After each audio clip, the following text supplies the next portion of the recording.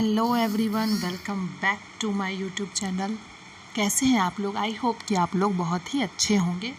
जैसा कि आप लोगों को पता है कि DU का जो रजिस्ट्रेशन है वो शुरू हो चुका है। तो सबसे फर्स्ट थिंग्स जो आप लोगों को अपने माइंड में बिठा लेना है वो ये है कि 25 अप्रैल से लेके 25 मई तक आप DU में रजिस्ट्रेशन कर सकते हैं। जी हाँ, 25 मई DU रजिस्ट्रेशन का लास्ट डेट है। सो आपके पास इनफ टाइम है, फुल 1 मंथ है। सो प्लीज़ रिलैक्स होकर अच्छे से सोच समझ के सारा डॉक्यूमेंट्स जुटा के उसके बाद आप रजिस्ट्रेशन करिएगा तो बेहतर होगा। बाकी मैं क्या क्या इश्यूज़ हो सकते हैं बच्चों को रजिस्ट्रेशन करने के लिए, मैं आज उस टॉपिक पे बात करना चाहती हूँ, जो कि मैं जब रजिस्ट्रेशन कर रही थी तब मुझे भी फेस करना पड़ा था और आप लोगों को भी फेस करना पड़ रहा होगा। आप लोग को पता है कि जैसे मतलब बहुत सारे स्टूडेंट ऐसे हैं जिसके कि मतलब न्यू CUET PG वो दिए हैं, हो सकता है CUET UG उन्होंने नहीं दिया, तो उन्हें इन सारे चोचला के बारे में पता नहीं है कि क्या होता है क्या नहीं होता है। तो डरने की कोई ज़रूरत नहीं है।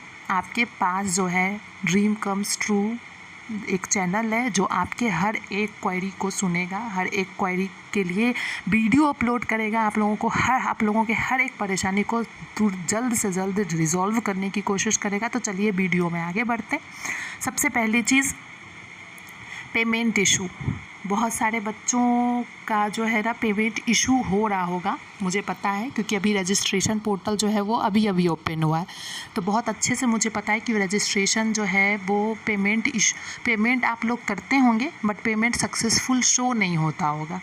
बट मुझे पता है, मैं ये सारी चीज़ों से गुज़र चुकी हूँ, तो मुझे इन सारी चीज़ों को बहुत अच्छे से पता है। तो चिंता करने की कोई बात नहीं है। सबसे फर्स्ट एडवाइस जो है मैं आप लोगों को यही देना चाहूँगी कि प्लीज़ 25 मई तक टाइम है। आप लोग अभी देखिए, मात्र 2 दिन हुए हैं पोर्टल को लॉन्च हुए, ठीक है, तो पोर्टल पे सारी चीज़ें जो है ना वो धीरे धीरे अपडेट हो रही हैं।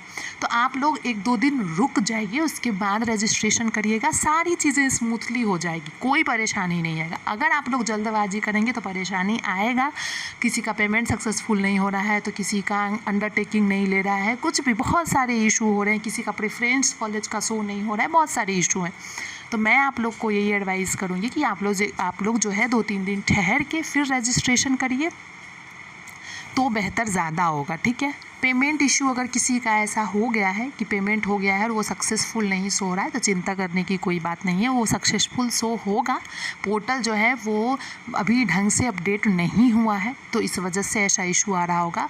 और अगर पेमेंट सक्सेसफुल नहीं भी हुआ होगा ना, तो वो पेमेंट आपके पास आ ही जाएगा, ऐसा कोई इशू नहीं है। इसलिए वरी करने की ज़रूरत नहीं है, घबराना बिल्कुल नहीं है, चिल रहिए, ओके। दूसरा इशू है माइग्रेशन TC/CC, ठीक है। तो माइग्रेशन TC/CC के लिए 2 चीज़ें जो मैं आप लोगों को अभी बताऊंगी। तो एक देखिए, जैसा कि स्क्रीन पे आप लोग को शो होते अभी दिखिएगा,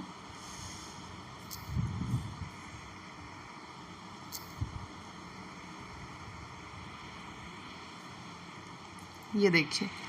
सबसे पहले हम माइग्रेशन TC/CC की बात करते हैं। तो यहाँ पे आप देख सकते हैं, फर्स्ट प्रॉब्लम है what should I put into slot of migration. पहला ये है, if you don't have migration certificate, मतलब अगर आपके पास माइग्रेशन सर्टिफिकेट नहीं है तो आप अंडरटेकिंग जो है दोनों ही स्लॉट में आप अंडरटेकिंग भर दीजिए, ठीक है। अंडरटेकिंग कहाँ मिलेगा आपको? तो जो DU का CAS पोर्टल है, उसी पोर्टल पे आपको जो वहाँ पे प्रोस्पेक्टस है, उस प्रोस्पेक्टस में अंडरटेकिंग है, उसको निकालना है। उसमें आपको जो भी पूछ रहा है, नाम, college, last institute names, academic year, जो भी पूछ रहा है उसको भर के उसका फ़ोटो लेके आप लोग को अपडेट कर देना है, ठीक है।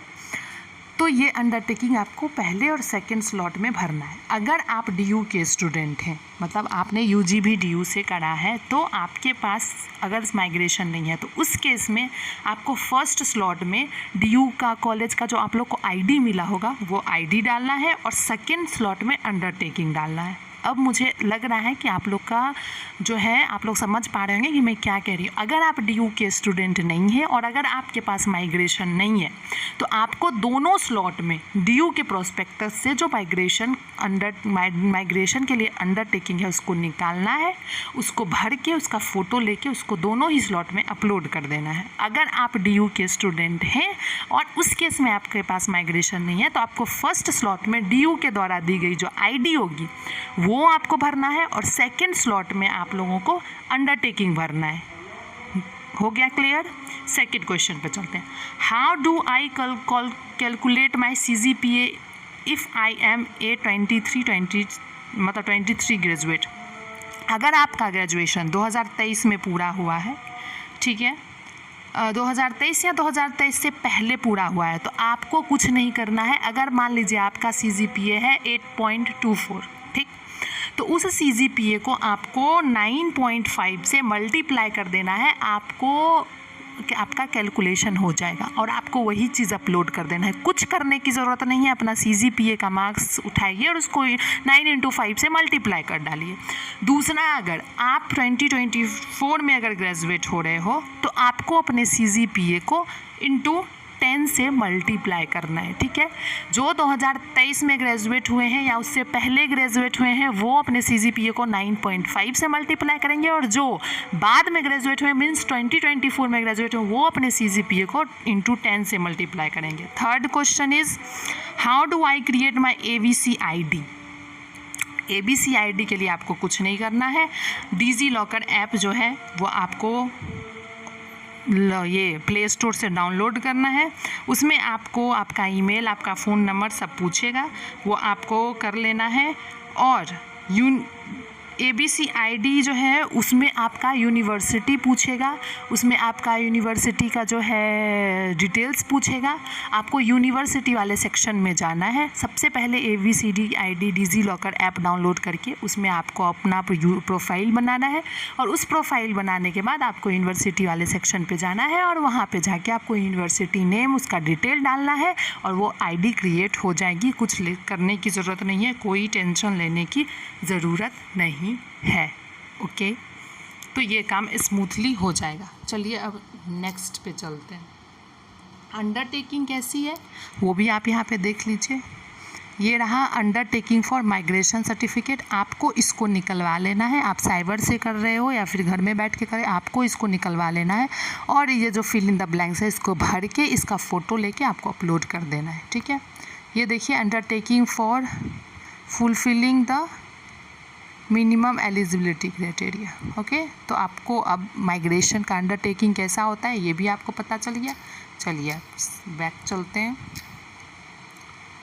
तो अब आते हैं यहाँ कौन कौन सा ये इशू पे मैंने बात कर ली। पेमेंट इशू पे मैंने बात कर ली, माइग्रेशन पे मैंने बात कर लिया, CGPA पे मैंने बात कर लिया, ABCD ID पे मैंने बात कर लिया। अब बात करते हैं गैप ईयर।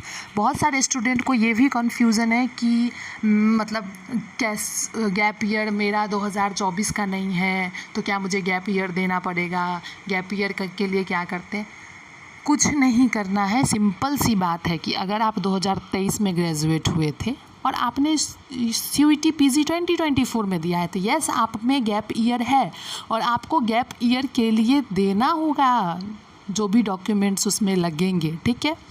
वो भी DU के पर्सपेक्टिव्स में देख रखा है, आप देखोगे लिखा होगा अंडरटेकिंग या एफिडेविट फॉर गैप ईयर, और नहीं दिया भी होगा तो वो गैप ईयर बनता है। किसी भी साइबर में जाके पूछोगे वो आपको गैप ईयर 1 ईयर का बना के दे देगा, मुहर लगा के दे देगा। कोई टेंशन वाली बात नहीं है, इतना पैनिक करने की ज़रूरत नहीं है। दूसरी चीज़, कुछ बच्चे ऐसे हैं जिनका मान लो 2022 में ही ग्रेजुएशन हो गया होगा, वो 2024 में कर रहे हैं तो भी आपको गैप ईयर देना है, ठीक है। आपको गैप ईयर देना ही है अगर आपका ग्रेजुएशन 2024 से पहले हुआ है तो। और अगर आपका ग्रेजुएशन 2024 में हो रहा है तो आपको कोई गैप ईयर नहीं देना है, कोई तरद्दुद करने की ज़रूरत नहीं है। अब मुझे ऐसा लग रहा है कि मुझे गैप ईयर पे नहीं बोलना पड़ेगा। अब आप लोग को समझ आ रहा होगा। चौथी चीज़ चलते हैं, कास्ट सर्टिफिकेट और इनकम सर्टिफिकेट। सबसे पहली चीज़, अगर आपको रजिस्ट्रेशन अभी कराना है तो देखिए 25 मई लास्ट डेट है, आपके पास पूरे 1 महीने हैं आज से, ठीक है। उस 1 महीने में आप चाहें तो आपका कास्ट और इनकम बन सकता है सेंट्रल लेवल का। अगर नहीं बन रहा है, आप चाहते हैं कि मैं रजिस्ट्रेशन कर ही दूँ, तो कोई बात नहीं है। आपके पास 2020 के बाद से जो भी मतलब 1 साल पहले वाला भी अगर आपके पास कास्ट और इनकम है तो आप अभी उसको अपलोड कर सकते हैं। रजिस्ट्रेशन के वक्त जो है वो कास्ट इनकम मांगा ज़रूर जाता है, या कोई यूनिवर्सिटी मांगते हैं, कोई नहीं भी मांगते।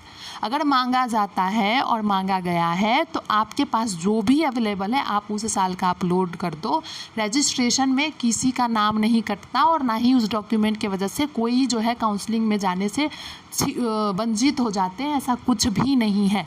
काउंसलिंग के टाइम आपका जो है एक्चुअल में सेंट्रल लेवल का 1 अप्रैल 2023 के बाद का जो है गैप ईयर कह रही हूँ, ये इनकम और कास्ट होना चाहिए। कब का होना चाहिए? 1 अप्रैल 2023 के बाद का गैप, ये इनकम और कास्ट होना चाहिए, ठीक है। सेंट्रल लेवल का होना चाहिए। रजिस्ट्रेशन में कोई वो नहीं है कि नहीं आप ओरिजिनल ही दो, ऐसा कुछ भी नहीं है। आपके पास जो है आप वो अपलोड कर दो, कोई दिक्कत नहीं है। फिर भी आपको काउंसलिंग में कंसीडर किया जाएगा, इसलिए इस बात से वरी नहीं करना है कि मैम इसका नहीं है तो मैम इस साल का नहीं है, मैम ऐसे नहीं है तो कैसे करेंगे। कुछ नहीं करना है। रजिस्ट्रेशन आप उसको वहाँ पे आपको जो अपलोड करना है कर दो, आप काउंसलिंग में आपको बुलाया ही जाएगा, ठीक है। तो इस सब बातों से डरना नहीं है। अब मुझे लगता है कि मैंने मैक्सिमम जितने इश्यूज़ थे मैं उस पर बात कर चुकी हूँ। अब आप लोग को कोई समस्या नहीं होना चाहिए। अगर इसके बाद भी कोई क्वेरी है तो प्लीज़ प्लीज़ प्लीज़ चैनल के कमेंट सेक्शन में कमेंट करिए। आप लोग के हर एक कमेंट को तुरंत रिजॉल्व करने की कोशिश की जाएगी। और दूसरी चीज़, प्लीज़ कमेंट करते हैं, आपको कुछ पूछना है मेरे से तो कृपया करके पूछिए, और जब मैं आप लोग के क्वेरी को सॉल्व कर दूं, अगर आपको अच्छा लगे तो प्लीज़ चैनल को लाइक एंड सब्सक्राइब कर दीजिए। प्लीज़ प्लीज़ प्लीज़, मैं भी बहुत मेहनत से आप लोगों के लिए वीडियो बनाती हूं और हर संभव प्रयास करती हूं कि कोई भी इन्फॉर्मेशन से आप लोग चूकें ना। हर एक चीज़ आप लोग को टाइम पे पता चले। कोई भी जो भी प्रॉब्लम मैं अपने एडमिशन के लिए फेस करी थी, मैं चाहती हूँ कि मैं वो सारी चीज़ों को आप लोगों के सामने रखूँ ताकि आप लोग को कोई चीज़ फेस नहीं करना पड़े। तो प्लीज़ आप मुझे समझेंगे, मुझे पूरा भरोसा है। और प्लीज़ लाइक एंड सब्सक्राइब करिए चैनल को, और कोई भी क्वेरी हो तो प्लीज़ पूछिए। Thank you so much. और हाँ, अब रिलैक्स रहिए, कोई दिक्कत नहीं है। रजिस्ट्रेशन में सबको कंसीडर किया जाएगा। ओके।